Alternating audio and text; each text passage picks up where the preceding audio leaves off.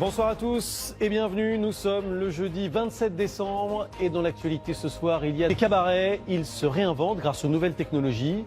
Elles ont dépoussiéré les numéros traditionnels. Même les jeunes générations sont séduites. Allez, on va garder le rythme et continuer à danser avec les cabarets. On les croyait en perte de vitesse. Eh bien, pas du tout. 3 millions de personnes ont assisté à un spectacle de ce genre l'année dernière. Il faut dire que les cabarets ont bien changé grâce aux nouvelles technologies, utilisées aussi bien à Paris que dans les petits établissements comme ici à Renaison, où se sont rendus Laurent Delsol et Karine Betin.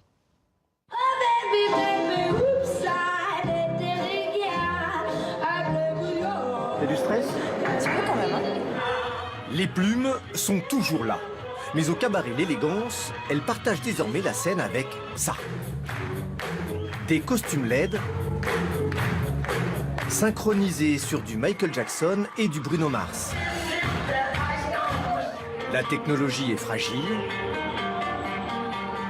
Juste avant le spectacle, il a fallu réparer. Ok. Il y a d'autres costumes qui marchent plus? Oui, le mien. On a vu ça sur des groupes de hip-hop, etc., qui utilisaient cette technologie. Et on s'est dit, pourquoi pas l'adapter au music hall pour apporter quelque chose de neuf. C'est un cabaret high-tech. Derrière les danseuses, un écran géant de 50 mètres carrés. Grâce à lui, les univers changent en un battement de cils. Ici, un tableau inspiré du film La La Land. Là, c'est Avatar. La direction surfe sur les récents succès cinématographiques. Je m'attendais pas du tout à ça, je pensais que ça allait être un seul spectacle, qu'elle allait avoir exactement les mêmes personnages pendant tout du long. Honnêtement, moi, les décors, je pensais pas que ça allait être autant perfectionniste.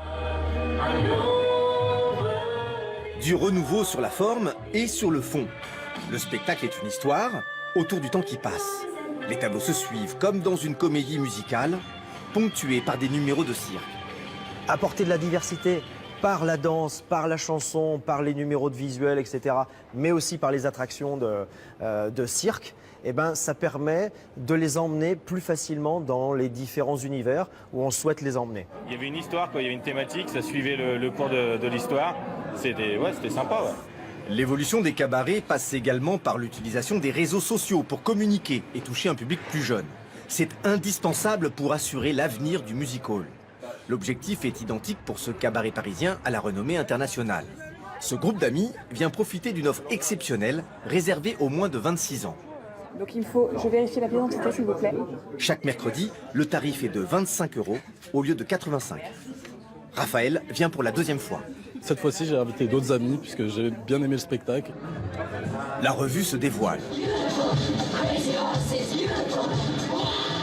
Ce tableau est un classique. Mais la direction insuffle un nouvel esprit avec de multiples collaborations, comme la danseuse Dita Von Teese et la comédienne Ariel Dombal. Tous ces gens-là ont fait parler du Crazy, ont amené leurs fans et ont aussi créé une émulsion qui a apporté un regard renouvelé sur le Crazy. Et le renouvellement fonctionne. C'est vraiment magnifique, on dirait des peintures qui bougent, je suis vraiment impressionnée. Il impressionne même les plus grandes stars.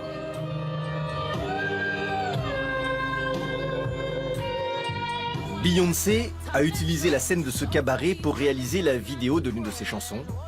Une autre façon pour le music hall de rajeunir son image.